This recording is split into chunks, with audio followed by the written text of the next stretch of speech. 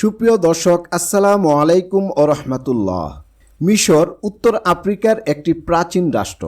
প্রাচীন মিশরীয় ধর্ম ছিল বহু ঈশ্বরবাদে বিশ্বাস এবং আচার অনুষ্ঠানের একটি জটিল ব্যবস্থা, যা প্রাচীন মিশরীয় সংস্কৃতির একটি অবিচ্ছেদ্য অংশ ছিল। মিশরের অধিকাংশ এলাকা মরুময়। মিশরের পূর্ব রাজারা এখানে তৈরি করেছেন অসংখ্য পিরামিড। এই মিশরে ছিল ইসলাম বিরোধী বিধ্বংসী নেতা ফেরাউন। মহান আল্লাহ পাক রব্বুল আলামিন যুগে যুগে অনেক নবী রাসূল পাঠিয়েছেন এই মিশরে। এই মিশরে ছিলেন এক রানী, যিনি মিশরের সৌন্দর্যের রানী ক্লিওপেট্রা নামে পরিচিত। বন্ধুরা, আজ আমরা জানব প্রাচীন মিশরীয়দের রানী ক্লিওপেট্রা সম্পর্কে। ভিডিওটি খুবই ইন্টারেস্টিং হতে চলেছে, যা জানলে আপনি নিজেই অবাক হয়ে যাবেন। তাই ভিডিওটি স্কিপ না করে শেষ পর্যন্ত দেখুন। ভিডিওটি দেখার আগে আপনি যদি এই চ্যানেলে নতুন হয়ে থাকেন, তাহলে চ্যানেলটি সাবস্ক্রাইব করে পাশে থাকা বেল বাটনটি অল প্রেস করে দিন। আর যারা করেছেন তাদের অসংখ্য অসংখ্য ধন্যবাদ। আর আপনাদের জন্য বরাবর একটি কথাই বলবো, নামাজ বাদ দিও না বন্ধু, এপারের চেয়ে ওপারের জীবন অনেক সুন্দর। তাহলে বন্ধুরা, ভিডিওটি শুরু করা যাক। মিশর উত্তর আফ্রিকার একটি প্রাচীন রাষ্ট্র। মিশরের অধিকাংশ এলাকা মরুময়। নীল নদ দেশটিকে দুইটি আসমান অংশে ভাগ করেছে। কায়রো এই দেশের বৃহত্তম শহর ও রাজধানী। বর্তমান মিশর আরববাসী মুসলিম রাষ্ট্র হলেও এটি অতীতের খ্রিস্টান, গ্রিক, রোমান ও প্রাচীন আদিবাসী ঐতিহ্যের গুরুত্বপূর্ণ দিকগুলি এখনও ধরে রেখেছে। আধুনিক মিশরের প্রতিষ্ঠাতা মোহাম্মদ আলী। আরবি ভাষা মিশরের সরকারি ভাষা। মিশরের জনগণের অধিকাংশই আরবি ভাষাতে কথা বলে। প্রাচীনকাল থেকেই নীলনদ মিশরের জীবনযাত্রায় মূল ভূমিকা পালন করছে। মিশরের লোক সংখ্যা গড়ে 8 কোটি। এর শতকরা 95 ভাগই সুন্নি মুসলিম, বাকিরা অধিকাংশই খ্রিস্টান। 1914 সালের প্রথম বিশ্বযুদ্ধ শুরু হলে মিশর সরাসরি ব্রিটিশ নিয়ন্ত্রণে চলে যায়। মিশর নীলনদ, পিরামিড ও তাদের রাজা বাদশাদের মমির জন্য বিখ্যাত। মিশরের রাজাদের বলা হয় ফারাও। তৎকালীন মিশরের ইতিহাসখ্যাত টমিলি বংশের ছেলে সন্তানদের নামের শেষে টমিলি এবং কন্যা সন্তানদের নামের শেষে ক্লিওপেট্রা নামটি জুড়ে দেওয়া হতো। ইতিহাস বিখ্যাত সেই ক্লিওপেট্রার নাম আমরা শুনেছি। তিনি হলেন মিশর শাসনকারী টমিলি বংশের শেষ শাসক সপ্তম ক্লিওপেট্রা। দ্বাদশ টমিলির কন্যা ক্লিওপেট্রা ছিলেন খুব বুদ্ধিমতী, শিক্ষিতা ও শিথিল নৈতিকতা সম্পন্ন নারী। সপ্তম শতকের শুরুতেই মিশরে ইসলামের আবির্ভাব ও বিকাশের সূচনা হয়। মহানবী হযরত মুহাম্মদ সাল্লাল্লাহু আলাইহি সাল্লাম তার জীবদ্দশায় মিশর ও আলেকজান্দ্রিয়ায় রোমক শাসনকর্তা বাদশাহ জুরায়ু মাকুকাস ইবনে ইয়ামিনকে ইসলাম গ্রহণের আহ্বান জানিয়ে একটি পত্র প্রেরণ করেন।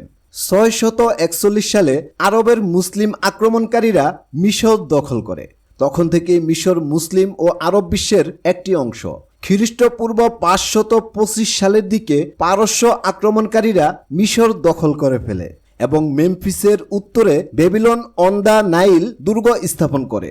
খ্রিস্টপূর্ব 332 সাল পর্যন্ত এখান থেকেই তারা মিশর শাসন করে।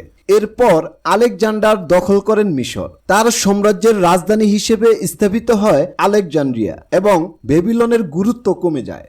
সৌন্দর্যের সঙ্গে যদি বুদ্ধিমত্তা হন অপ্রতিদ্বন্দ্বী, তবে ক্লিওপেট্রা রানীকে নিয়ে লিখতে গিয়ে কবিরা কি করবেন কার্পণ্য। টিকলো নাক, মাঝারি মুখ, ঠোঁট দুটো যেন পদ্ম ফুলের পাপড়ি, এমনই সব বাহারি ধরন তার রূপে। তিনি এ পর্যন্ত ইতিহাসের পাতায় যত রূপসী নারীর কথা বর্ণনা হয়েছে তাদের মধ্যে অন্যতম মিশরের সৌন্দর্যের রানী ক্লিওপেট্রা। রহস্যময় জীবনের এই রানী সপ্তম ক্লিওপেট্রা ছিলেন সৌন্দর্যে অতুলনীয়। ক্লিওপেট্রা নামের অর্থ হল glory of the father. Rani Cleopatra ছিলেন প্রাচীন মিশরের শেষ ফারাও।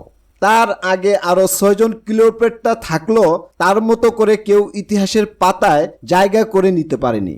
তার পূর্বপুরুষ প্রথম টমিলি ছিলেন আলেকজান্ডার দ্য গ্রেট, অন্যতম সেনাপতি, যিনি আলেকজান্দ্রিয়ার বিখ্যাত লাইব্রেরি তৈরি করেছিলেন।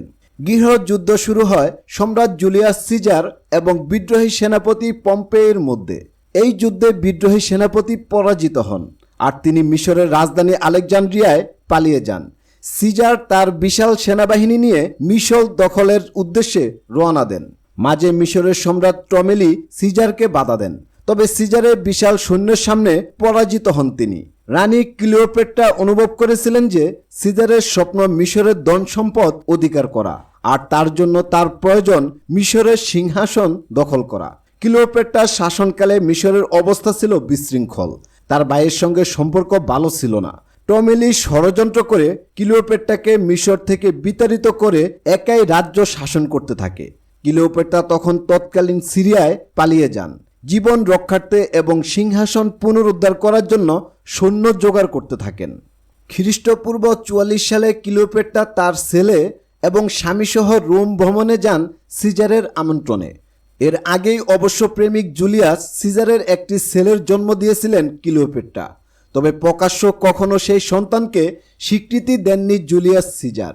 জুলিয়াস সিজার ছিলেন ক্লিওপেট্রার ক্ষমতা টিকিয়ে রাখার অস্ত্র। তবে এবার জুলিয়াস সিজার নয়, বরং নিজের সৌন্দর্যকে অস্ত্র করে তা দিয়ে তিনি আরেক রোমান সম্রাট অ্যান্টনিকে কাজে লাগাতে চাইলেন ক্ষমতা কুক্ষিগত করা এবং সিংহাসনে আরোহণ করার জন্য। সেই সময় সিজার তার ক্ষমতা হারান অক্টোভিয়ান, মার্ক অ্যান্টনি এবং মার্কাস লেপিডাস এর হাতে।